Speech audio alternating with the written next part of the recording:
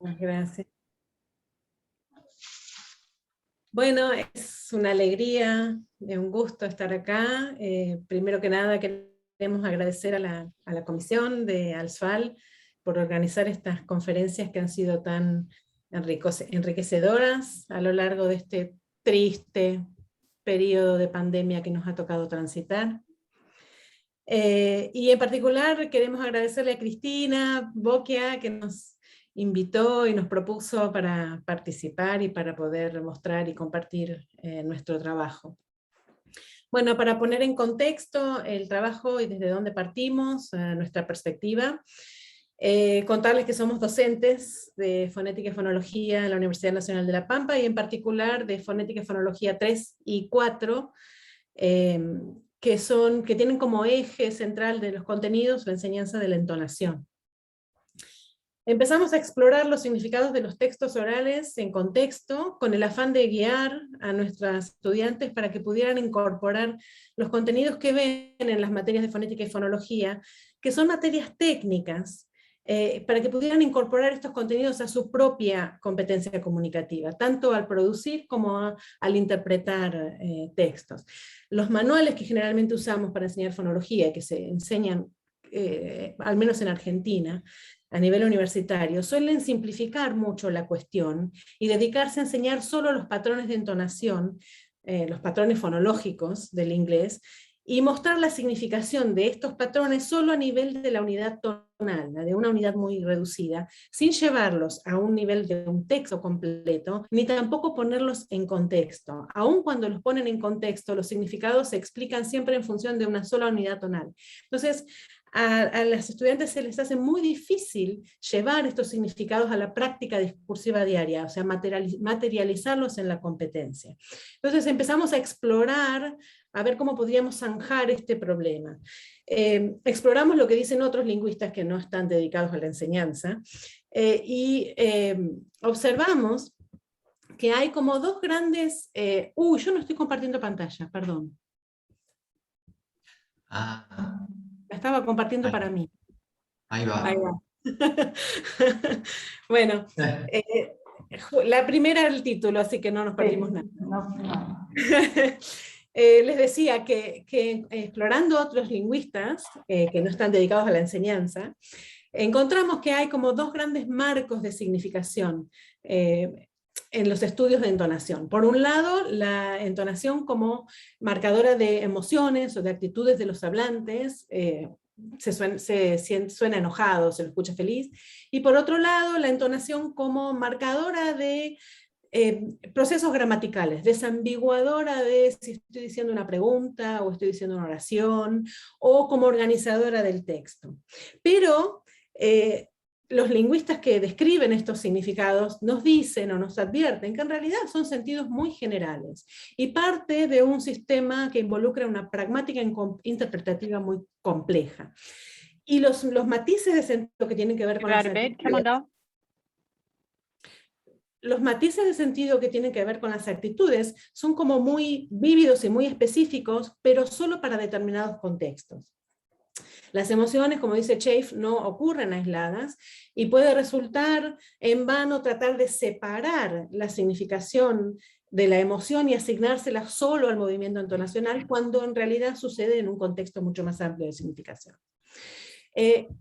Viendo la lingüística sistémico-funcional, Halliday y Greaves dicen lo mismo, es decir, el sentido exacto de cualquier instancia está determinado por su entorno. Pero esto sucede en todos los sistemas, no solamente en la entonación, es decir, a nadie se le ocurriría pensar que una palabra puede significar lo mismo en todos los contextos de uso. O sea, es en vano pensar que un tipo de entonación va a tener un solo significado posible. Por lo tanto, es necesario poder ampliar la mirada y observar las características fonológicas a describir en combinación con otras características lingüísticas multimodales que cosuceden. Empezamos a hacer eso en el aula, es decir, al trabajar un texto oral y hablar de los significados de la entonación, lo que hacíamos era guiar a las estudiantes para que perciban las elecciones fonológicas en combinación con la lexicogramática, y lo hacíamos en trabajo de clase. El tema es que cuando se van a estudiar, estudian de los manuales que simplifican la cosa y que no llevan la cosa al contexto. Sí, bueno, entonces como para diagnosticar un poquito cuál era la situación, qué podían percibir los estudiantes de lo que veníamos trabajando en clase, hicimos una prueba diagnóstica en donde les pedimos a los y las estudiantes que escucharan un fragmento de una entrevista del programa británico Hard Talk, de un fragmento que corresponde al género observación dentro de la familia de stories o historias, narrativa, y para que identificaran elecciones prosódicas y paralingüísticas y ver cómo las explicaban, cómo podían explicar en ese contexto, pensar en las intenciones del hablante, etc.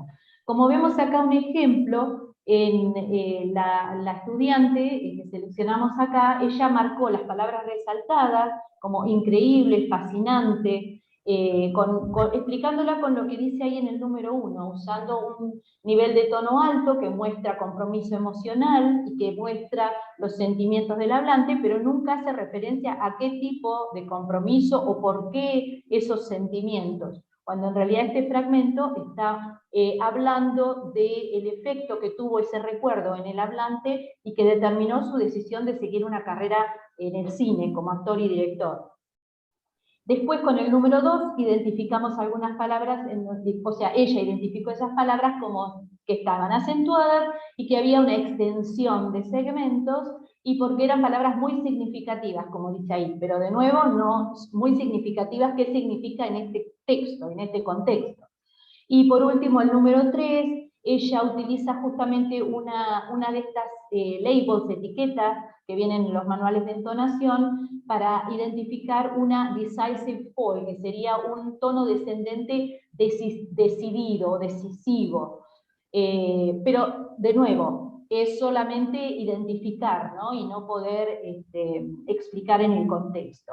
Entonces, en general, los resultados del test nos dio que la mayoría de los estudiantes pudieron identificar las características prosódicas y paralingüísticas y describir qué es lo que está pasando, pudieron utilizar conceptos teóricos para explicar esas elecciones, pero al nivel de la unidad tonal, nunca más allá viendo el contexto de situación o pensando en qué es lo que quería expresar el hablante. Entonces, bueno, nosotros trabajamos, como decía hoy Lucía, con un enfoque discursivo, haciendo un análisis del discurso oral, integrando los sistemas fonológicos a otros sistemas de la lengua y al contexto de uso. Y si bien trabajamos con descripciones fonéticas o fonológicas, esas descripciones nos sirven para observar el rol de la fonología en la creación de significados textuales e interpersonales. Nuestra investigación básicamente está orientada a la enseñanza de inglés a nivel universitario y a futuros y futuras docentes de inglés. Entonces, en esta presentación la hemos dividido en 3 partes y vamos a mostrar los conceptos teóricos en los que basamos nuestra investigación, los trabajos descriptivos en donde vemos significados textuales e interpersonales en contextos para observar, por ejemplo, con qué frecuencia se dan ciertas elecciones en función de un cierto contexto, en función de un cierto género. Y finalmente los trabajos de análisis crítico del discurso, donde vemos el rol de la fonología en la proyección de significados con una interpretación ideológica, digamos. Y por eso nos volcamos a la lingüística sistémica, pensando que es un enfoque que digamos, hacia el texto en su totalidad y ve a la lengua, a los sistemas de la lengua en uso, un enfoque social que ve al lenguaje como un comportamiento en sociedad, y su descripción funcional también viendo el sistema definido por su uso y el uso definido por el sistema. Sigue, Lucía. Bueno, como me imagino que todos saben, la lingüística sistémico-funcional considera el lenguaje como un sistema semiótico, social, estratificado, la fonología dentro del sistema de la lengua, como un estrato más. La fonología corresponde al estrato de la expresión, y es el más concreto de los niveles, porque es donde los significados se materializan en sonidos y melodías que realizan la expresión lingüística en la oralidad. Pero la paradoja reside en que, siendo el más concreto de los estratos, es el más inconsciente de los sistemas. Es decir, nadie se proyecta al hablar pensando en qué tono va a utilizar. Nadie dice, bueno, ahora le tiro un fall y un tono descendente y vamos a ver qué pasa. Ni tampoco interpreta lo que escucha en función de los movimientos tonales que identifica, pero sí identifica los sentidos. Esta inconsciencia de las selecciones lingüísticas en el discurso hacen que la entonación sea un tema poco explorado en los análisis del discurso, al menos en nuestra experiencia y en lo que nosotros hemos podido encontrar.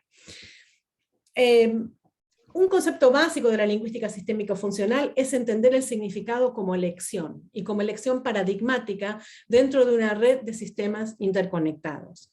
Este esquema es un esquema que toma Halliday, que lo adapta de Hemslev, donde muestra que la parte central de la lengua es lo que llaman el plano del contenido y el plano de la expresión. El plano del contenido tiene que ver con la forma de la lexicogramática y el plano de la expresión, la forma de la expresión, la fonología. Estos dos estratos, que son el corazón del sistema de la lengua, son sistémicos por excelencia, es donde la lengua total se puede sistematizar completamente. Y a su vez estos estratos son la interfaz entre la organización formal del sistema y el medio ambiente ecosocial, por un lado, la sustancia del contenido, la semántica, y por otro lado, la interfaz entre el cuerpo significante, el medio ambiente somático, la fonética, la manera de articular, y que vendría a ser la sustancia de la expresión. Entonces, el medio ambiente ecosocial, la actividad, el medio ambiente ecosocial se semiotiza, se transforma por la experiencia humana y se resignifica. Y todo eso sucede, la forma la da tanto la lexicogramática como la fonología. Es decir, la actividad semiótica de elegir la forma es un camino de elecciones en una red de distintos sistemas, y la selección ocurre bajo tres condiciones. Por un lado, hay un contexto determinado que plantea las condiciones para que ciertos sistemas se habiliten, es decir, no están todos los sistemas disponibles todo el tiempo, sino que se habilitan según el contexto. Por otro lado, cada elección se manifiesta en una realización determinada, es visible, la podemos percibir, y a su vez, cada elección tiene una probabilidad especificable, es decir, dados ciertos elementos de contexto, en una cultura determinada, en una lengua determinada, en un ambiente determinado, ciertas elecciones son más probables que otras. Entonces, lo que nos interesa mostrar a través de este diagrama es que la lexicogramática y la fonología, ambas son el corazón del sistema y son estratos completamente sistematizables. Y la red de sistemas resultantes de estas elecciones, es decir, todos los esquemas y todos los paradigmas, en realidad constituyen un potencial de significación que será inherente a cada circunstancia, y no supone una clasificación estática, sino que tiene que ver con el proceso de significación y el proceso de elección al mismo tiempo, en el momento en el que van sucediendo, se sucede el lenguaje. Bueno, como base teórica para nuestro análisis fonológico, tomamos las descripciones existentes de los patrones entonativos del inglés, que tienen un enfoque discursivo, es decir, enfoques que consideran a las unidades tonales o a los enunciados en el marco de un texto del discurso. Es así que tenemos tres teorías que utilizamos y que combinamos. Una es la teoría de la entonación del discurso de Brazil, Coulthard y Jones, ¿sí? Que es una teoría que tiene base sistémica de elecciones paradigmáticas, es totalmente compatible con la lingüística sistémico-funcional, aunque se aparta en algunas nociones fundamentales. El otro enfoque, como veníamos planteando, es la lingüística sistémico-funcional. Como ya dijimos, es que observa la lengua como un sistema estratificado, y la fonología es uno de esos estratos. Y en tercer lugar, consideramos a la lingüística interaccional, que estudia el rol de la prosodia en interacción. O sea, esta teoría sostiene que la prosodia el rol de la prosodia es muy complejo y que debe analizarse en el aquí y ahora de la interacción. exploran lo que sucede, por ejemplo, a nivel de toma de turnos, considerando no solamente patrones entonacionales con significados lingüísticos, sino también que en combinación con características paralingüísticas, como por ejemplo el tempo, el volumen, el rango tonal, ¿sí? entre otras características. Acá tenemos una breve presentación de la entonación del discurso, y los 4 sistemas con los que trabaja, ¿sí? Con sistemas de elecciones paradigmáticas. Uno es el sistema de prominencia, que se refiere a las palabras acentuadas que representan una elección de un determinado significado dentro de un paradigma. El siguiente es el sistema de clave, que se refiere a la selección de altura tonal, ¿sí? En un sistema de 3 opciones, alto, medio y bajo. En la sílaba de partida, la onset, ¿sí? la primera sílaba acentuada en la unidad tonal. El sistema de terminación, que también tiene un sistema de 3 opciones, alto, medio y bajo, pero esta vez en la sílaba tónica, o sea, la última prominencia dentro de la unidad tonal. Y el sistema de tono, que es el movimiento tonal en esa sílaba tónica, en un sistema de 5 opciones: descendente, descendente, ascendente, ascendente, ascendente, descendente, y el tono de suspensión. En la siguiente diapositiva vamos a ver la lingüística sistémico-funcional y 2 dimensiones principales: una lingüística que tiene que ver con el mensaje, ¿sí? Y acá tenemos 3 sistemas: tonalidad, tonicidad y tono. Tonalidad, que se refiere a la división en unidades tonales, ¿sí? En unidades de información o de sentido. Cada una de estas áreas representa un área de foco. Tonicidad, que se refiere a la posición que ocupa la sílaba tónica, que es la sílaba que representa el punto de foco, y el tono, que es el movimiento tonal en esa sílaba, también en un sistema de sílabas, como mencionaba anteriormente con la entonación del discurso. Y otra dimensión paralingüística que tiene que ver con la persona que emite el mensaje, ¿sí? Y esto puede dar cuenta del estado de ánimo de quien habla, del grado de cortesía o, por ejemplo, su esfuerzo por alinearse o no con quien está escuchando, ¿sí? Y acá consideramos cuestiones como el tempo, la articulación, si es más o menos precisa, la extensión de los segmentos, por ejemplo, volumen, rango tonal, si es más amplio o más restringido, ¿sí? La calidad de la voz. En la siguiente vamos a ver la lingüística interaccional, ¿sí? Que el foco tiene que ver, como decía anteriormente, con el propósito de la interacción, ¿sí? Son características que derivan de la conversación, de lo que está sucediendo en ese momento, y relacionan esta cuestión entre prosodia y la acción interaccional. ¿Qué está pasando en ese momento? ¿Sí? Es así que tenemos, por ejemplo, vamos a estudiar cómo la toma de turnos se sucede, ¿sí? Y a la vez le vamos a estar prestando atención a características como la velocidad del habla, o sea, si la velocidad del habla es una marca para el cambio de turno o no, o el nivel de tono, ¿sí? Si es un nivel de altura tonal, si es más alto o más bajo, o el volumen, las pausas, por ejemplo, ¿sí? Cómo funcionan también estas características por ejemplo, en el inicio y la ejecución de reparaciones, cuando hay un desentendimiento, y cómo se vuelve a reparar la conversación, ¿sí? Bueno, básicamente esas son las... Bueno, sigo yo Ahí está. entonces un poquito para mostrarles nuestro modo de trabajo, ¿no? Entonces nosotros analizamos los significados situados, es decir, los que se desprenden del contexto de uso.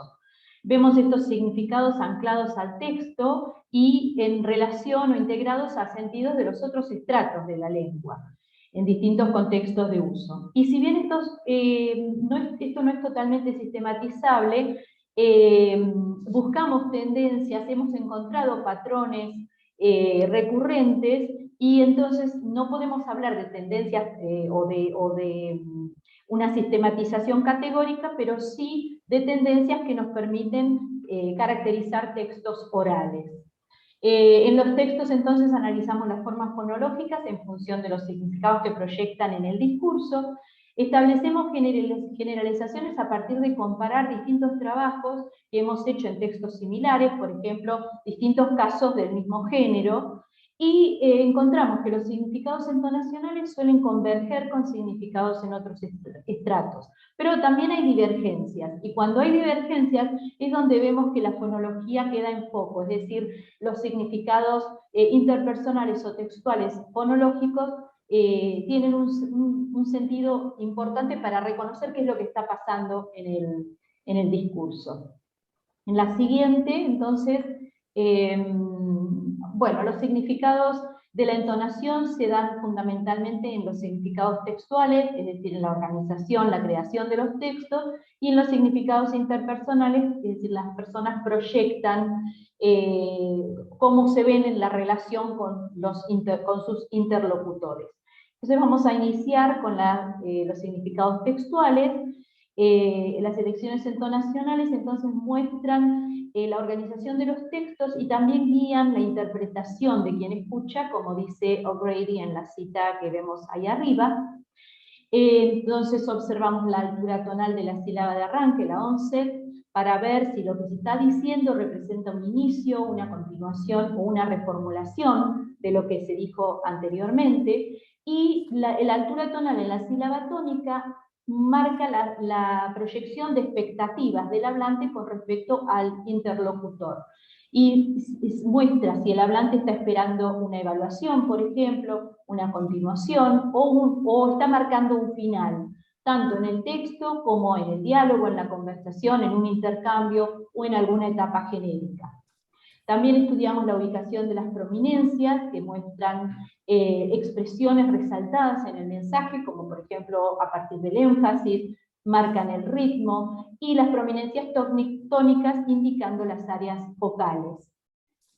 Y el uso de alturas y movimientos tonales que indican alineamientos o disrupciones en los textos, es decir, que se relacionan con la cohesión del hablante o entre hablantes. Y acá podemos ver paralelismos entonacionales que muestran un paralelismo a nivel del mensaje, del significado, o también una disrupción a nivel fonológico que está mostrando una disrupción en los significados. Bueno, en este caso mostramos un trabajo descriptivo de la fonología en contexto, prestando atención a la función textual. Estudiamos la introducción a entrevistas y su estructura genérica. Estas introducciones preceden a la entrevista en sí misma y son factibles de descripción genérica, ya que tienen un propósito, que es informar y seducir a la audiencia para que se quede ya sea a mirar o a escuchar la entrevista. Son textos formales, de duración corta, que parecen ser espontáneos, pero a la vez no tienen las difluencias propias del habla espontánea, ¿sí? Con lo que uno puede asumir que han sido preparados con anterioridad, ¿no?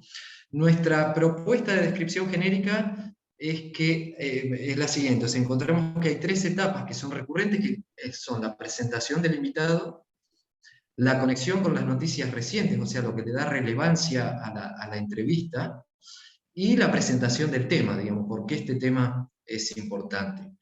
En algunos casos también observamos que hay una etapa que aparece como opcional, ¿sí? No como definitoria del género, que es la que es el contacto con la audiencia, que es un momento en el que el entrevistador se refiere directamente al espectador, saludándolo, por ejemplo, y suele aparecer al comienzo de la entrevista.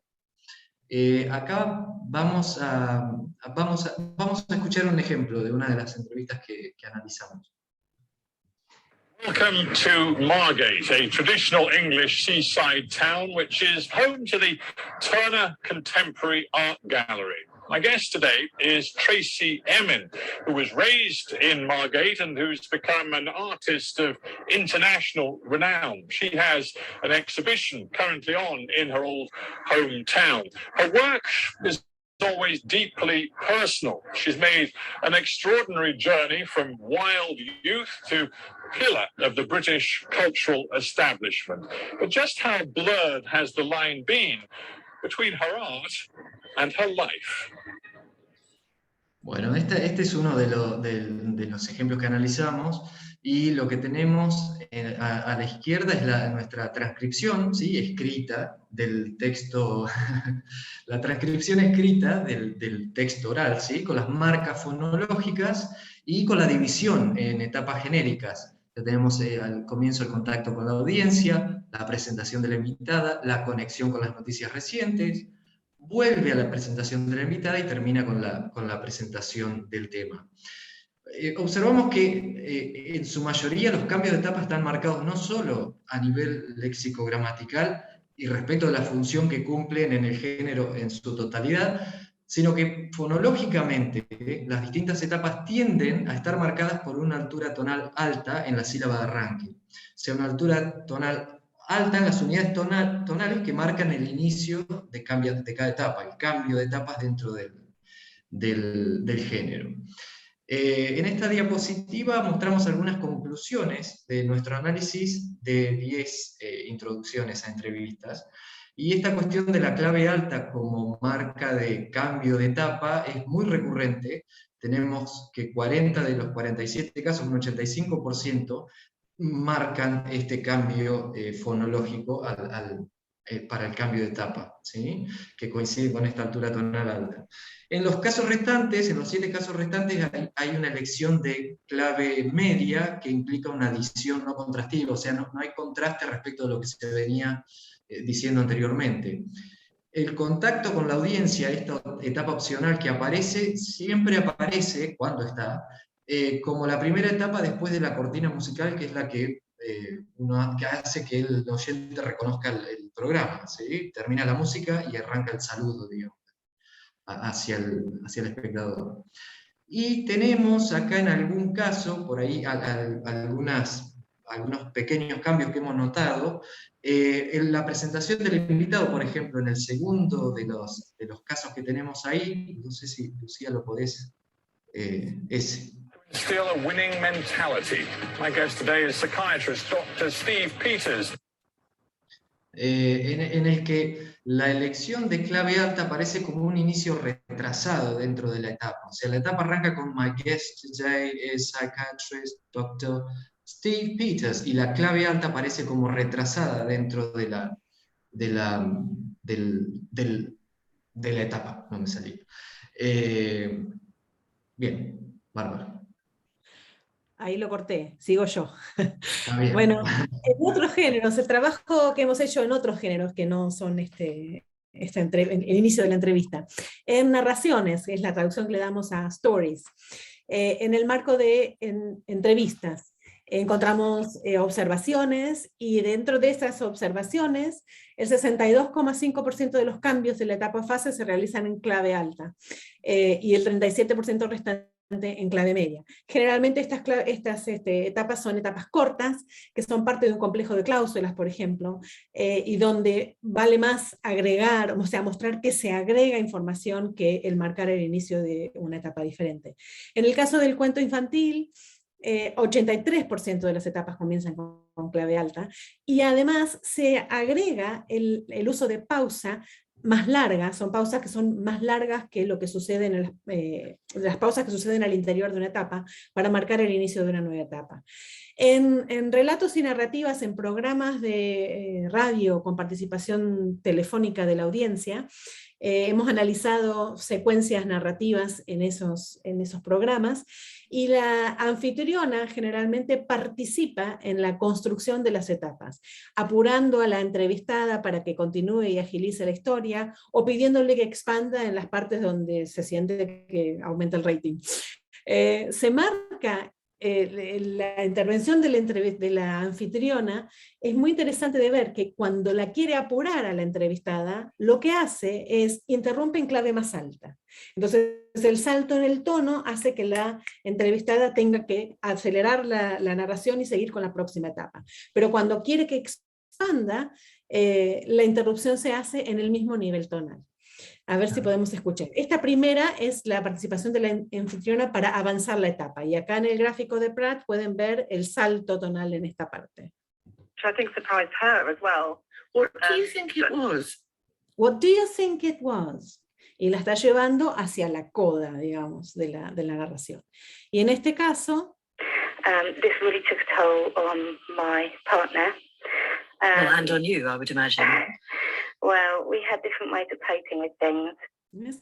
And on you, I would imagine. Eso está en el mismo nivel de tono y le está pidiendo que expanda más sobre lo que está queriendo decir. Otra marcación de los significados textuales de la entonación es en el paratono, en la constitución del paratono. En una argumentación, la tesis, o sea que es un momento importante dentro de la argumentación, está dicha en un paratono. Un paratono es un inicio alto, es como si fuera una oración aislada. Empieza alta, baja y termina bajo, ¿sí? Esa marcación de comienzo alto y final bajo separa esa porción de texto del resto y le da entidad. Acá tenemos un ejemplo. A selfie stick, as its name implies, is an agent of self-absorption, a lightning rod of narcissism. Se empieza, a selfie, a lightning rod of narcissism. Eso separa, la entonación está separando esa parte y dándole entidad dentro del texto. Bueno, entonces ahora pasamos a los significados interpersonales y entonces vamos a prestarle atención a las características entonacionales lingüísticas en combinación con las paralingüísticas, que son las que tienen ahí, que mencionó hoy Mauro también, ¿no? El tipo de articulación, el tempo, el volumen, etc. El uso de alturas y movimientos tonales, también indicando alineamiento, en el caso que los hablantes quieren mostrar empatía, o disrupciones que pueden proyectar dominancia o desacuerdo. Estos significados como más abstractos hay que analizarlos en función del contexto para saber si esa dominancia, por ejemplo, tiene que ver con diferencias de autoridad en los hablantes, o si tiene que ver con un hablante que está enojado o con una falta de acuerdo. Y la altura tonal, que también nos va a proyectar, por ejemplo, contrastes o evaluación o conceptos conflictivos, y que también, por supuesto, van a estar en combinación con algunas de las características paralingüísticas que vemos ahí. Retomamos las introducciones a las entrevistas, pero bueno, vistas desde los significados interpersonales. En este género hay un mayor trabajo interpersonal en las etapas evaluativas o de argumentación. O sea, es frecuente que la etapa que funciona como la presentación del invitado esté cargada de lecciones evaluativas con juicio positivo, ¿sí? Esto tiene que ver con el propósito de seducir a la audiencia, para que se quede y para generar alineación con la audiencia y que se quede a mirar la entrevista. Desde la fonología, este propósito se construye mediante elecciones, por ejemplo, de tonalidad marcada, es decir, que hay muchas unidades cortas que son áreas de foco en sí mismas, o sea, a mayor cantidad de unidades tonales hay mayor peso semiótico. Ahí podemos escuchar un ejemplo que tenemos. He spent more than 50 years in theatre and film, rocking the establishment with his outspoken and often angry views. ¿Sí? Ahí está muy claro, por ejemplo, la marca, el salto en altura tonal en el 50, en el rocking, y especialmente al final, cuando usa una unidad tonal para cada una de esas palabras, angry, views, lo que resalta cada uno de esos términos, ¿sí? La palabra específica. A la vez, estas suelen estar marcadas por ejemplo, la extensión de los segmentos y la precisión en la articulación, ¿sí? Por otro lado, otra cuestión interpersonal en estas introducciones es la proyección de experticia del que se presenta, ¿sí? Que va generalmente acompañada con tonos descendentes y por valores de proclama dentro de lo que es la valoración. Es la manera de que el presentador se proyecta como en control del tema y como quien conoce acerca de la información que está compartiendo con la audiencia. Bueno, en otro ejemplo, correspondiente esta vez a una narración, este es el inicio de la etapa complicación, de una segunda complicación en un cuento infantil de Selfish Giant de Oscar Wilde, y seleccionamos un fragmento para ver los significados interpersonales. Lo escuchamos. Then the spring came, and all over the country there were little blossoms and little birds.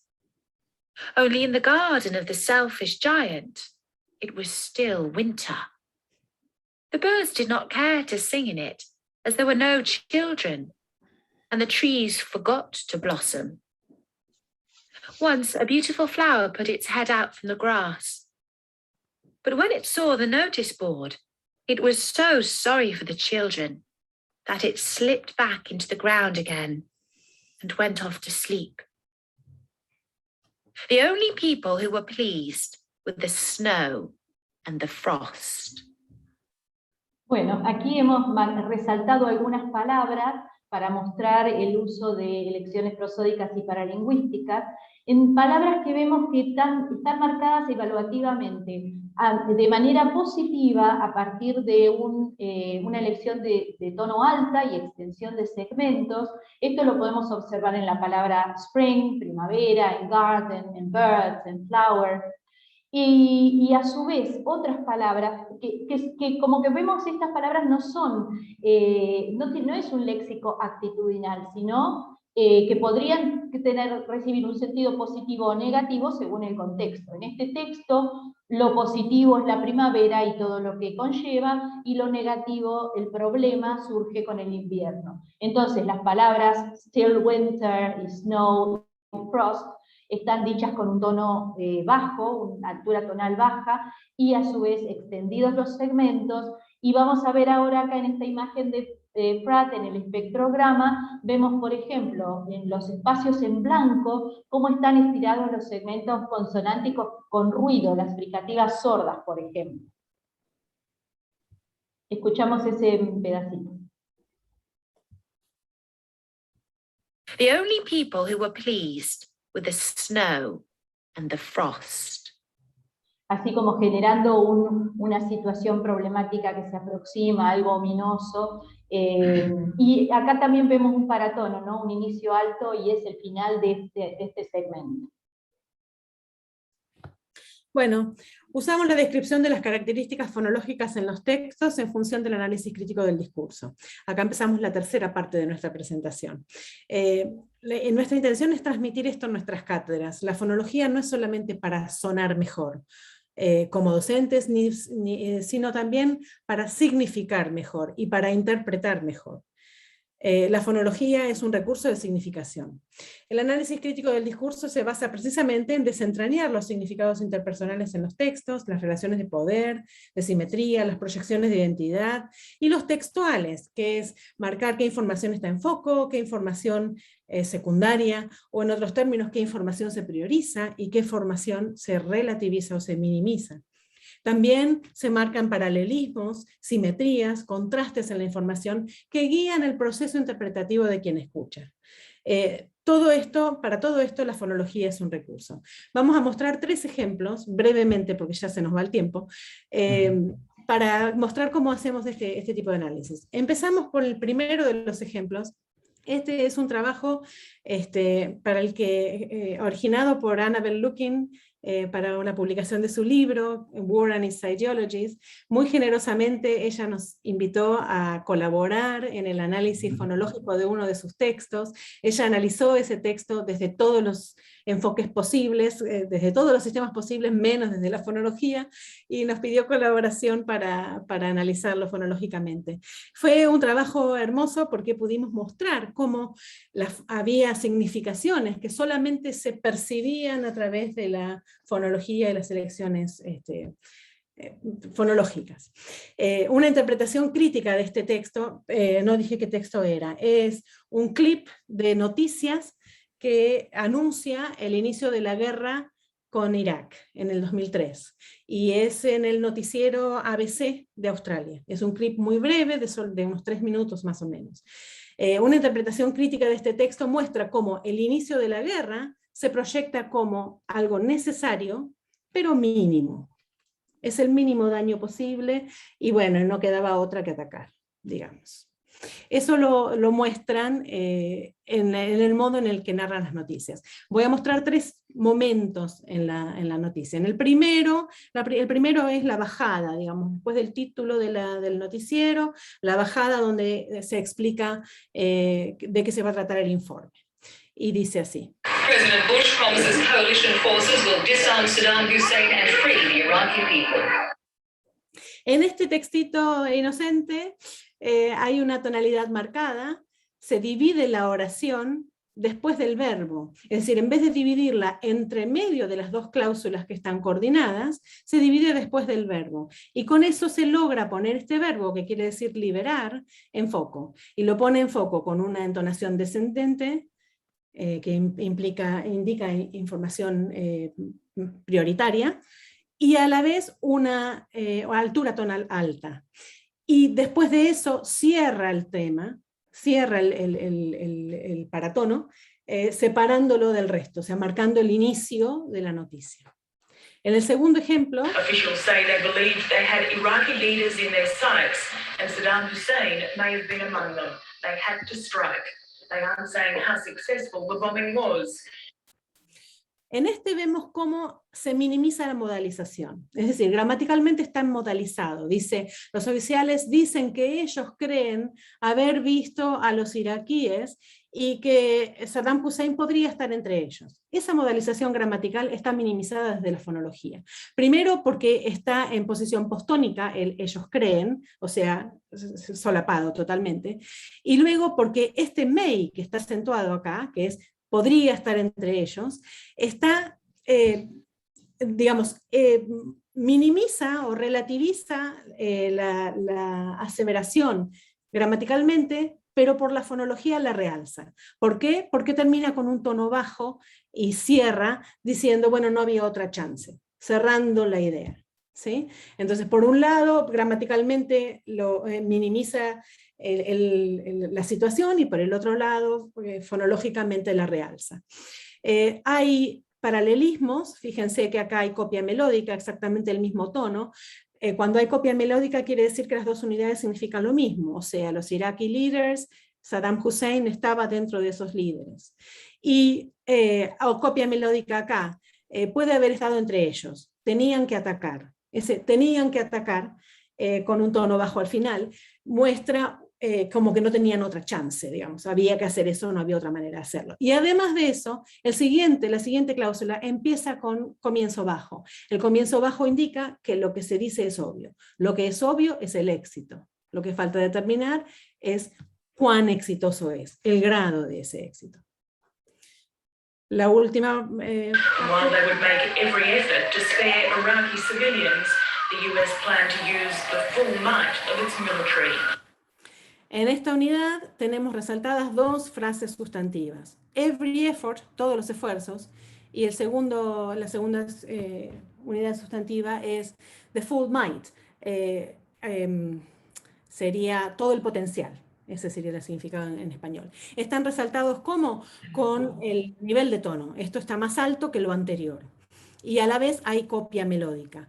Y la copia melódica implica que las 2 cláusulas están puestas a la misma altura. Y les digo qué significan estas cláusulas. La primera es, van a hacer todos los esfuerzos por salvar la vida de los iraquíes, aunque planifican usar el potencial completo de su militancia, de los militares. O sea, cómo uno va a salvar las vidas usando el potencial completo de los militares, quisiera yo saber, pero lo ponen al mismo nivel como si fuera lo mismo. Bueno, en este caso trabajamos con la argumentación. Estos son 2 extractos de un ensayo que está realizado por su propio autor, tomados del programa A Point of View de la BBC Radio 4, en el que identificamos la estructura genérica que corresponde a exposición del género de la familia de argumentos. El autor en este texto lo que hace es proponer que la selfie, o sea, el foco es que la selfie es un artefacto cultural que atrofia el ego, es algo totalmente negativo, una práctica totalmente narcisista. Por lo tanto, lo que busca es convencer a su audiencia de su postura. Una movida a la que suele recurrir en distintos momentos del argumento es esta cuestión de abrir el juego a otras voces, a considerar otros argumentos posibles. El autor hace esta propuesta desde las elecciones en la lexicogramática, en las que muestra como una aparente apertura. ¿Podemos escuchar los dos ejemplos? It's always possible that there's some Rembrandt of the selfie out there using his phone to investigate the ravages of age, the incursions of melancholy, and even the psychology of self-obsession itself. But commonly, the selfie performs a less self-critical function. There is, of course, nothing sinister and certainly nothing new about posing for a holiday snap. Long after we've forgotten the name of the mountain range behind us and the person we have our arm round, it's nice to be reminded that long ago we had fun somewhere or other. Bien. En estos dos ejemplos está muy claro marcado esta cuestión de una tensión que se da entre querer mostrar que abre el juego a otras voces, pero que está pasando algo diferente desde lo fonológico, o sea, desde o sea, son instancias que suenan irónicas, incluso sarcásticas por momentos, ¿sí? Desde la semántica, o sea, desde el sistema de compromiso parece abrir el discurso a que sí, es probable que haya otras oportunidades, otras posibilidades para el uso que la gente haga de la selfie. Ahora, desde la fonología y principalmente desde el sistema de tono,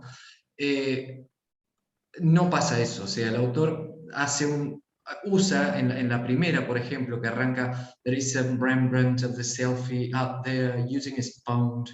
Es como está recitando algo y a través del sistema de tono lo que muestra es: yo con esto no estoy comprometido, yo estoy repitiendo algo, lo pongo acá, pero no me hago cargo de esto, digamos. Se separa totalmente de esas posturas, digamos. Pareciera abrir desde lo semántico, desde la lexicogramática, pero desde la fonología claramente se está despegando, como diciendo, esas son ocurrencias de alguien más que yo no comparto, son opciones que no me competen a mí. ¿Sí? Bueno, y finalizamos con este ejemplo, que es el estudio de un caso en el que abordamos el análisis de la dominancia y la solidaridad o cortesía en una entrevista televisiva del programa Sunday Morning Live de la BBC 1. Este es un programa de actualidad que invita a expertos para debatir temas de interés.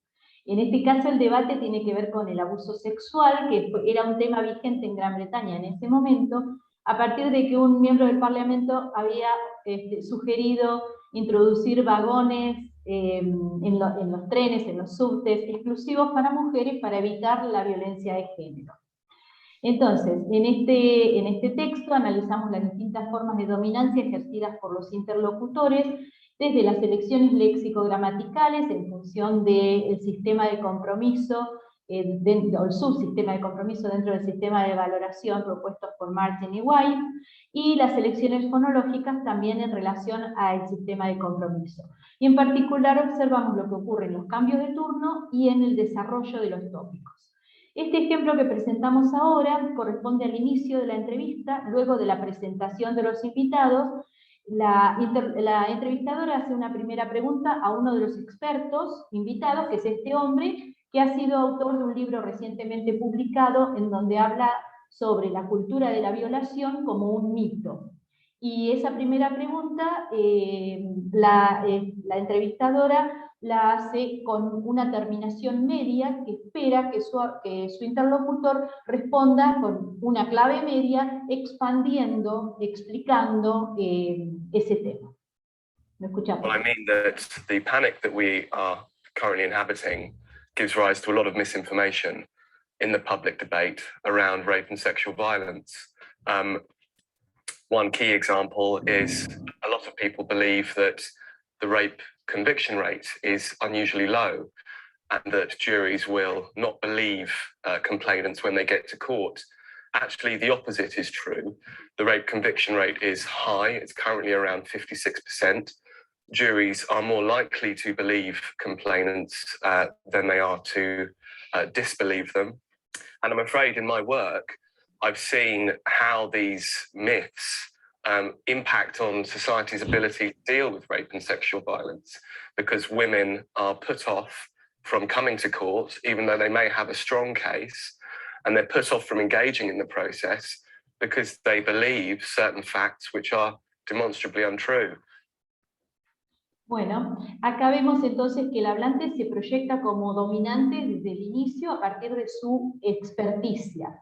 Y ejerce dominancia, porque ejerce dominancia respecto del tema que va a tratar. Él es un conocedor, esto lo vemos por ejemplo en el uso de vocabulario técnico, que hemos resaltado acá en rojo, hablando de el grado de culpabilidad de los violadores, habla de los jurados, habla de los denunciantes, de la corte, utiliza números, porcentajes, aunque no dice de dónde salieron ni cuál es su fuente, digamos, y además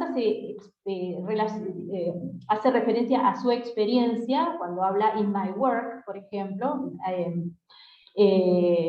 a su vez respeta la concordancia tonal al inicio, en la primera unidad tonal, cuando dice well I mean that, utiliza la clave media que era esperada, en una frase que desde el sistema de compromiso se puede clasificar como proclama, la cual contrae el discurso hacia la voz del hablante, como cerrando. Lo mismo pasa con el tono descendente en la palabra panic, en donde él establece el tema del que va a desarrollar en su respuesta. Pero posteriormente a eso, continúa con un tono descendente-ascendente, en We are currently inhabiting, en donde se genera una convergencia entre el hablante y la audiencia, presentando eso como una información compartida, es decir, todos sabemos que estamos habitando este clima de pánico.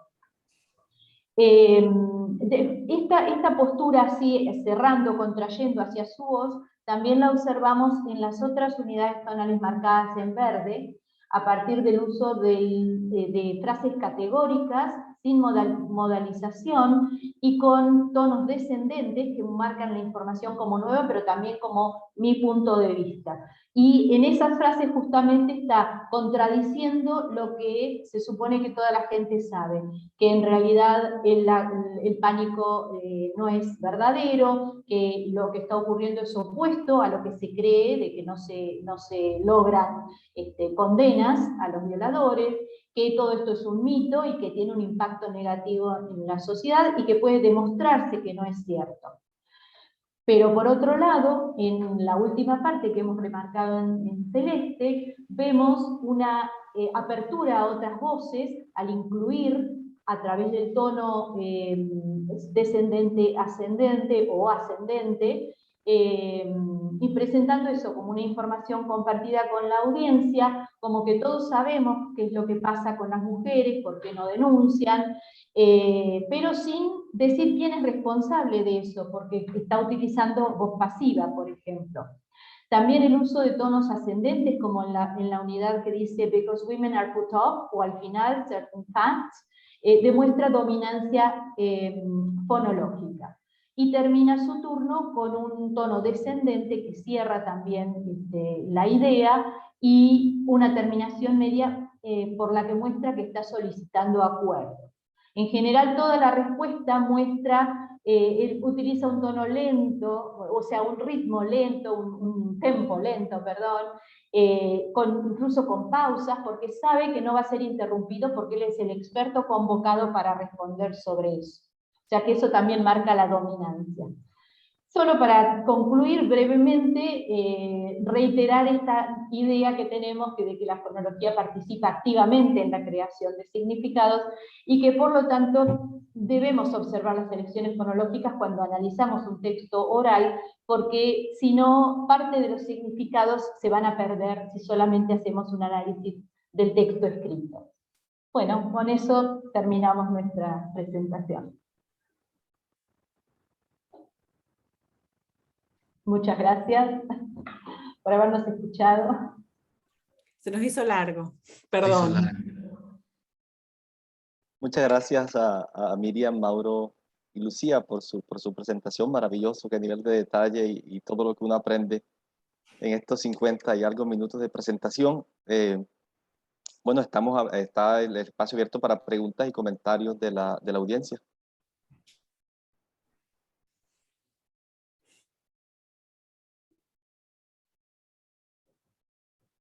Adelante, Daniel. Ah, ok. No, Cristina. perfecto, perfecto, Daniel, perfecto. ¿Quieres, Cristina, primero? No, dale, tranqui. Muy bien. Bueno, es muy breve en realidad. Es solo un detallito, porque la convención de Halliday es poner el número de tono, ¿no? Cuando se hace la transcripción, 1, 2, 3, 4, 5. Y aquí lo hacen como gráficamente, ¿no? Como la línea hacia abajo, hacia arriba, hacia abajo y hacia arriba, o el neutro, ¿no? Pero también vi que usaban una flecha hacia arriba. ¿Eso qué significa? Eso indica el nivel de tono, es la altura tonal. La altura tonal se marca lo alto con la flecha hacia arriba, lo bajo con la flecha hacia abajo, y lo que va sin marca es el tono medio. Y marcamos las selecciones al inicio y al final, o sea, en la primera prominencia y en la última prominencia. Esto es un poquito diferente de los tonos secundarios, sería como un nivel un poquito más alto de delicadeza, pero no estamos tomando el sistema de tonos secundarios de Halliday, porque tomamos la idea de Brasil de que los tonos secundarios, es decir, la altura tonal al inicio y al final, son independientes de la elección de tono. En realidad, esa es una de las diferencias entre los sistemas de entonación de discurso que propone Brasil y lo que dice Halliday, pero O'Grady en uno de sus libros muestra cómo en realidad los significados que propone Brasil y los que proponen Halliday van de la mano. Es decir, son distintas maneras de abordar el mismo fenómeno en realidad. Sí, sí, me gustó el uso de las líneas. Claro, el sistema tonético es más gráfico, y por ejemplo para la enseñanza, que nosotros digamos, necesitamos algo que los estudiantes puedan ver claramente, el sistema de números es un poco oscuro en ese sentido. Sí, sí, porque a veces es difícil recordar cuál era el 1, cuál era el 2, ¿no? Claro. Sí, agrega otra complejidad. Ok, gracias.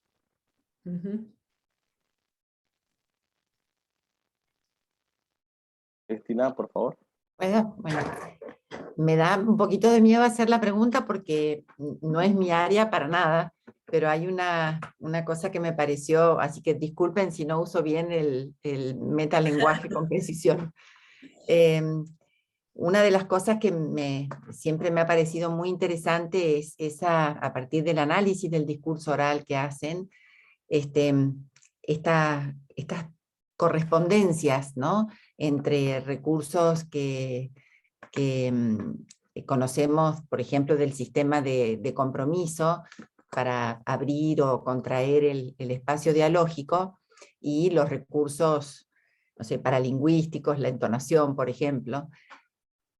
Yo quisiera saber si han podido como establecer como correspondencias más o menos sistemáticas entre esos recursos que se distinguen en el sistema, por ejemplo, de compromiso, ya sea los que contraen o los que abren, y recursos particulares fonológicos. No sé si está bien hecha la pregunta. Sí, perfecto. Bueno. Esa era mi pregunta. O sea, hemos encontrado muchas veces coincidencias. Nosotros consideramos, digamos, siguiendo a Brasil, los tonos ascendentes o descendentes ascendentes son los que Brasil denomina convergentes, que se utilizan justamente para incorporar a los interlocutores en el discurso propio. Y los tonos descendentes son los que generan divergencia, distancia entre el hablante y la audiencia. A veces en relación a, por ejemplo, presentar información como nueva, es decir, yo te estoy diciendo algo que vos no sabés, y entonces ahí estaría la distancia, ¿no? La contracción un poco del discurso. Pero muchas veces también hemos encontrado que, por un lado, a partir de la lexicogramática se está abriendo otras voces, como decir, por ejemplo, a lot of people, lo que sea, ¿no? Mucha gente piensa tal cosa, cuando desde lo fonológico no se está abriendo tanto. Entonces, hay como esas contradicciones, y como el ejemplo, por ejemplo, que mostraba Mauro del tono que se llama level, que es sostenimiento del tono, el tono de suspensión, desde Brassel se explica como una orientación oblicua, es decir, cuando el hablante no está pensando en el oyente cuando habla. Entonces hay como un distanciamiento, pero porque el hablante está concentrado en el lenguaje, sea porque está citando a otra persona, sea porque no se quiere comprometer con lo que está diciendo. Y entonces ahí también veíamos esa contradicción. Pero al escuchar, es como que uno se asocia más con la explicación fonológica, es decir, con lo que está pasando a nivel fonológico, que con lo que está pasando a nivel léxico-gramatical. Por eso decíamos que a veces cuando cuando hay divergencia, es donde más peso tiene el significado de la fonología. Re interesante.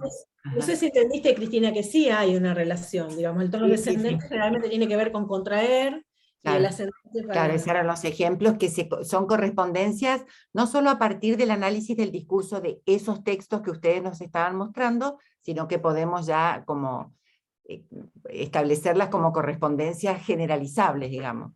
Sí, eso me parece re Sí, por ahí interesante. tendríamos que seguir investigando, o sea, nuestro corpus tampoco es tan grande como para decir, bueno, son algunas tendencias que hemos encontrado en el corpus que utilizamos y que muchas veces son el corpus que viene de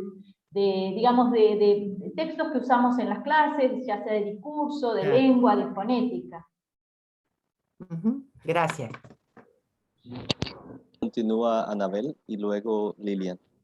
Bueno, acá estamos juntos. Era un chiste. Era un chiste, que parecía que estábamos cada uno en su casa, pero no. No, pero se me cortó el wifi en mi computadora. I hope it's okay to speak in English. I've been in bed for 2 days, so I think my Spanish will be even worse than it is normally. Thanks for the presentation. It was so interesting, and you know, I remember in 2014 in Mendoza, the beautiful surprise that I had when I came to first heard about this work. And then I had a couple more opportunities to attend the conference presentations from this group over the last few years.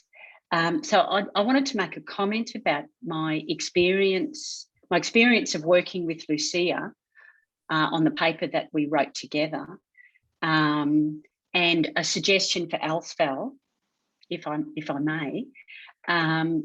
So the text that we wrote about in this paper, I had been studying for 10 years, and I had done every metafunction. I'd done cohesion analysis. I knew this text really, really well. I thought I did. And then Lucia got involved with me and showed me the intonation analysis. And it was an utter revelation for me to work with a phonologist on that text. It's been one of the most exciting collaborations that I've had in my career. It's so frustrating. It must be so frustrating. Every time you present, you have to explain everything again because people know so little about intonation. And so the part of the presentation that's really about your own work has to come after you've done all of this explanatory labour. And it's, shame on us as your audience that every time you get up and present, you have to go through all of that again. So I just wanted to make a suggestion that perhaps over the next few years, Alsfel might invite you all to do pre-conference workshops on intonation to help just raise the level of engagement and understanding, because there's just so much in the division of labour that intonation is doing. And, it would be great to see more collaborations and more people able to, manage this aspect of the analysis. So I think it would be really great to see you three presenting, over the next few years, a series of pre-conference workshops that brings more people into phonological analysis. Thank you. That's all I wanted to say. Bueno, gracias. Muchas gracias, Anabel. La verdad que, bueno, para mí fue un placer inmenso para todo mi grupo de investigación. Poder trabajar con vos fue maravilloso. Creo que lo que estás diciendo sobre el poco conocimiento que hay sobre la entonación, creo que es algo que sucede no solamente en inglés, sino en todas las lenguas. Yo tuve la chance de trabajar en la carrera de letras en mi universidad, enseñar lingüística, y la entonación o la fonología era solamente una unidad, eran 2 clases dentro de un cuatrimestre. Eso era todo lo que se le dedica a la fonología en una carrera de letras. Creo que eso sucede no solamente en inglés, sino también en español, como dije, y que creo que eso es una muestra fehaciente de la prioridad que tiene la lengua escrita por sobre la lengua oral. Es decir, nosotros deberíamos, así como aprendemos a escribir y aprendemos las letras en la escuela, deberíamos también aprender la entonación y aprender a escuchar la entonación, porque así como no nacemos escribiendo y tenemos que alfabetizarnos respecto de la lectoescritura, deberíamos también alfabetizarnos de los recursos que nos ofrece la entonación al momento de expresarnos. Pero bueno, creo que es un camino que necesita mucho tiempo de recorrido, porque no sucede en las escuelas, al menos no en Argentina, no en las escuelas que yo conozco, no en las que yo he escuchado, no sé qué es lo que sucede en el mundo de habla inglesa, pero viendo la cantidad de artículos que hay sobre investigación referidos a la fonología, puedo imaginarme que es parecido.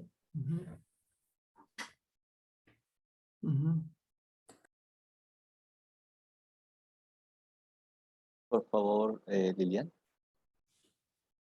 Hola, primero que nada, maravillosa la presentación, la disfruté muchísimo, qué lindo poder volver a escuchar todo esto que hace tanto que no escucho, porque es cierto, como está diciendo Anabel, que la verdad que la mayoría de las presentaciones suelen tocar muy poco o de manera muy poco sistemática, ¿no? El tema de la fonología, y es hermoso volverlos a escuchar, la verdad que estoy recontenta.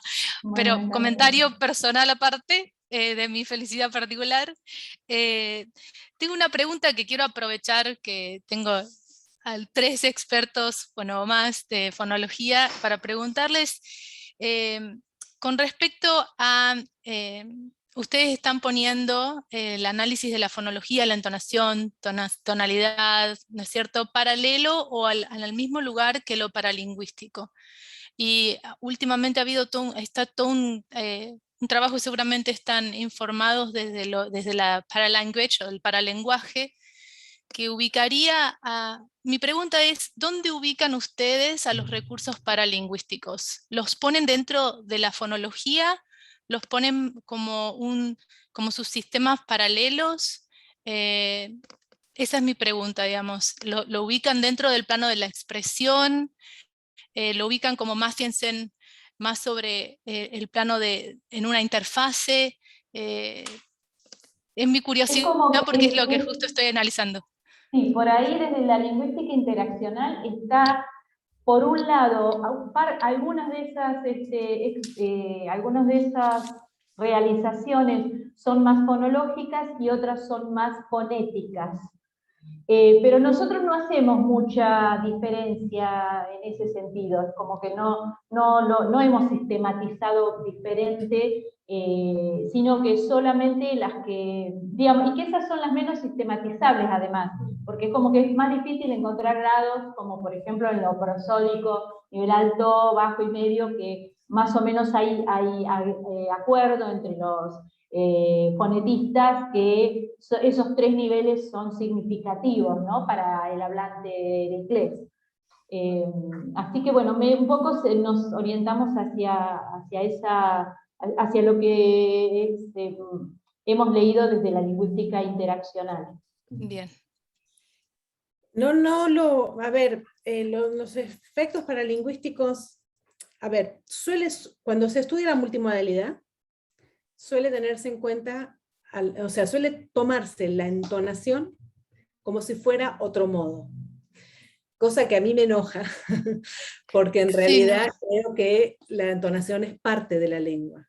Tan parte de la lengua que aún leyendo un texto escrito, uno debe dividirlo en unidades tonales y debe darle una entonación. Si no lo haces oralmente, lo haces al interior de tu cabeza mientras estás leyendo. O sea, la entonación es parte del sistema de la lengua. Lo paralingüístico, desde mi humilde perspectiva, y no lo he ubicado en ningún esquema ni en ningún sistema, creo que es multimodal, es otro modo.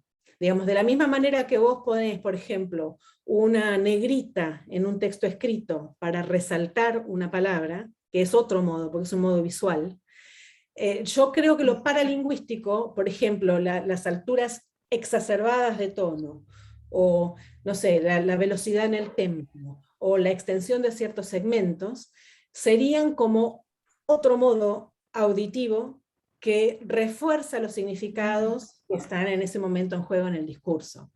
Y de la misma manera que no son sistematizables y caracterizables las cuestiones multimodales, o sea, la imagen, el color y todo eso, que siempre significan en función de lo que está sucediendo en el discurso, creo que los elementos paralingüísticos también significan en función de lo que está sucediendo en el discurso.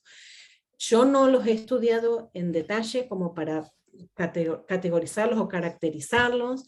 Estoy estudiando sobre eso, todavía no he llegado a ninguna conclusión en particular para decir forman parte del esquema acá o allá. Creo, desde mi humilde opinión, que son otro modo, o sea que pertenecen a la multimodalidad, digamos. Bien, gracias. Sí, muchas gracias. Gracias, Renata. Bueno, muchas gracias a los tres que presentaron, estuvo hermoso escucharlos. Yo quería agregar una cosa con respecto a lo que decía Lucía del estudio de la fonología a nivel lengua materna en todas las lenguas. No solo eso, sino el discurso oral. Nosotros estamos en general, o sea, lejos, entonces podemos esperar que haya algún tipo de instrucción o clase específica con respecto a fonética y fonología, ¿sí? Estamos haciendo un trabajo de indagar cuáles son los discursos orales que circulan en las escuelas secundarias, y al margen de que haya alguna coincidencia entre ellos, muchas veces el nombre que se le da al género que hacen referencia no significa lo mismo para un estudiante que para un docente, ¿sí? Entonces ahí hay divergencia, excepto por ejemplo una presentación oral, que es lo que más característica más estable es. Bueno, el resto hay un sinnúmero de nombres que no tienen un punto en común para trabajarlo. Y lo otro era que yo estoy haciendo un trabajo con presentaciones orales, un trabajo de corpus, y cuando o sea, cuando leo el texto escrito en las concordancias, si no estoy escuchando, muchas veces si no estoy escuchando a la par el audio, no puedo darle significado a lo que se está leyendo, a pesar de haber escuchado 100 veces el mismo tipo de texto. Así que coincido con Lucía en el rol. Gracias, Reni.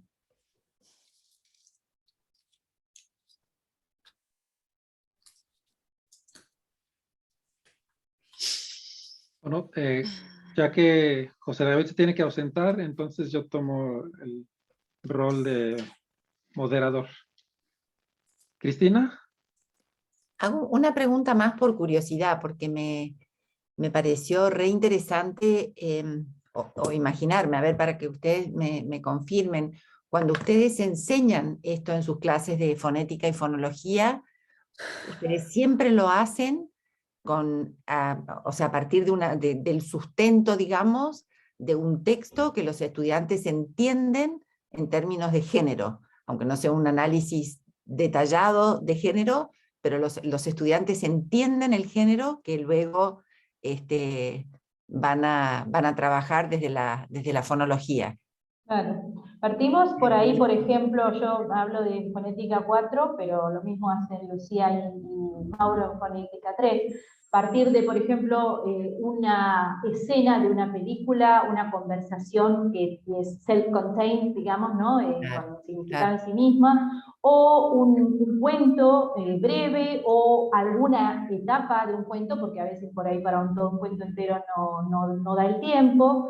Entonces partimos desde qué es lo que está pasando, quiénes son los personajes, en qué contexto se está dando, qué relación existe entre las personas, qué temas se está tratando, etc. Y después vamos a buscar, bueno, a ver, qué elecciones lexicogramaticales y qué elecciones fonológicas se dan a veces a lo largo de toda una conversación, si es algo breve, a veces nosotros podemos seleccionar algunos intercambios que nos pueden llamar la atención, o para llamar la atención de los estudiantes hacia eso, o pedirles a ellos que identifiquen distintos casos de distintas elecciones, pero siempre que den explicaciones en función de la teoría, que en el caso, digamos, cuando vamos a la teoría nos encontramos, como decía Lucía, a veces explicaciones de unidades tonales aisladas, o de fragmentos muy breves, a lo mejor 2 o 3 unidades, y bueno, entonces que puedan expandir desde esa teoría a lo que está pasando en una interacción, y no quedarse con estas labels o etiquetas que vemos en los manuales, que muchas veces, si ellos lo aplican automáticamente, nos encontramos con que están diciendo, o sea, cuando uno les dice, pero vos te das cuenta que acá estás explicando esto, como que la persona le está contando algo a alguien cuando en realidad está haciendo una pregunta. ¿Por qué? Porque se quedaron con el significado del tono aislado, sin pensar a dónde está usándose ese tono, quién lo está usando, por qué lo está usando. Corremos con la desventaja, Cristina, de que tenemos que enseñar el sistema también. Entonces, nos lleva mucho tiempo, o sea, en tercer año, que es la que me toca dar a mí, fonética 3, hay que enseñarles a producir los tonos y a poder reconocerlos primero. Primero producir y reconocer los patrones. Y una vez que producen y reconocen los patrones, entonces ahí vamos a ver cómo funcionan dentro del contexto. Y bueno, y es un trabajo a pulmón para lograr que no simplifiquen, de la misma manera que simplifican los textos. Yo maltrato a los autores y digo, no le den bolilla a Wells, que no sabe nada, presten atención qué está pasando acá, y trato de que lo vean en contexto y de que no usen esas etiquetas, digamos, y que puedan poner en palabras lo que ellos entienden. Y siempre haciendo hincapié en que tienen que salir, o sea, que el análisis surge del texto, no de la teoría. O sea, los estudiantes están como acostumbrados a estudiar desde la teoría y tratar de imponer los mensajes, los significados de la teoría en el texto que están viendo, en vez de hacer al revés, que en realidad es comenzar desde el texto, entender lo que está pasando en el texto, y a partir de ahí ver qué elementos de la teoría nos ayudan para identificar para justificar las interpretaciones que nosotros tenemos desde el texto. Primero. En eso me sirvió muchísimo una de las cosas que nos enseñó Annabel, esta cosa de que las categorías en realidad son un invento, que se inventan para explicar la realidad, pero la realidad no puede haber dentro de las categorías. Entonces partimos de la realidad y vemos si las categorías nos ayudan, y si las categorías no nos ayudan, inventamos categorías nuevas. Esa sería la idea. Pero siempre el texto manda. Claro, porque pero si bien entiendo perfecto y me parece genial eso de que el texto manda, están haciendo un análisis que en realidad you're como drawing upon, ¿no? Sobre la estratificación y lo metafuncional, o sea, están trabajando contextual, interpersonal, y están yendo desde la expresión hasta el género. Es muy interesante cómo están cruzando, sí. Sí. Bueno, gracias. Sí. ¿Alguna otra pregunta? Y yo puedo hacer un comentario de todo lo que he aprendido trabajando con Lucía, Miriam, Mauro en La Pampa. Hace unos años, el año pasado o el anterior, tuve la posibilidad de simplificarlo para enseñarlo no solamente a futuros profesores de inglés, porque a veces nos parece que esto solo se puede aplicar a los futuros profesores de inglés y no quizás a nuestros profesores de inglés para otros estudiantes de otras lenguas o de otros contextos. Y tuve la posibilidad de simplificarlo en lo que es una materia acá en la universidad que es muy corta, son 3 horas semanales por 12 semanas, y se llama Effective Oral Communication, y realmente los estudiantes valoraron un montón poder trabajar de ver cómo el destrato de la expresión se podía conectar con los distintos géneros y los distintos contextos, que fue, bueno, viniendo de este equipo hermoso de trabajo, no podía trabajarlo de otra manera, o sea que dije, no voy a trabajar con los materiales que hay, voy a armarlos, y creo que es algo importante para no quedarnos en que solo lo podemos hacer en la universidad para los futuros profes de inglés, sino que por ahí adaptándolo tiene posibilidad de dejarle algo a los otros, ¿no? A los otros estudiantes, a los estudiantes que lo van a usar después, ¿no? En su día a día y en otros contextos. Para compartir eso, ¿no? Para que no quede solo que, solamente para los futuros profes, sino es algo que es muy útil lo que están haciendo. La idea es que los futuros profes también lo usen en sus clases. Claro. Esa es nuestra idea también. Por supuesto, no con el grado de detalle que uno hace en una investigación, pero siempre les pedimos a los estudiantes que, bueno, a ver qué harían con este texto de el libro tal por cual que se está usando en la escuela o en un instituto, bueno, qué harían, qué resaltarían o qué parte de todo esto que estamos viendo podrían utilizar para enseñar ese texto.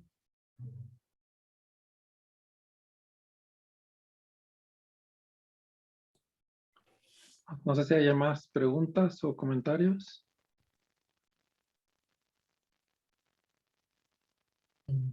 Bueno, ya para terminar, quisiera preguntarles si han utilizado si han usado la teoría de entonación de Halliday para el análisis de la fonología del español.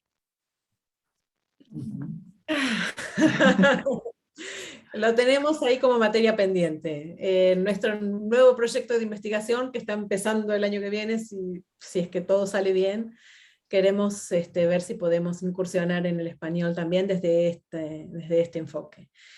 Lo hacemos intuitivamente y por comparación, porque somos hablantes nativos de español, entonces estamos todo el tiempo observando, pero no lo hemos hecho sistemáticamente. Y es nuestra intención poder hacerlo en nuestra propia lengua, que, bueno, es importante. Sí, pues coincido con Annabel que sería bueno a lo mejor si no en ALSFAL, el próximo año, que hubiera cursos, ¿no? Pre-congreso sobre fonología, ya sea del inglés o del español, pero creo que sí nos hace falta mucho aprender este aspecto, ¿no? Tan importante y que es relevante, como dice Cristina, para todas las metafunciones y para todos los estratos del lenguaje. Muy lindo, re lindo. Muchas gracias. Gracias. Bueno, pues voy a terminar la grabación.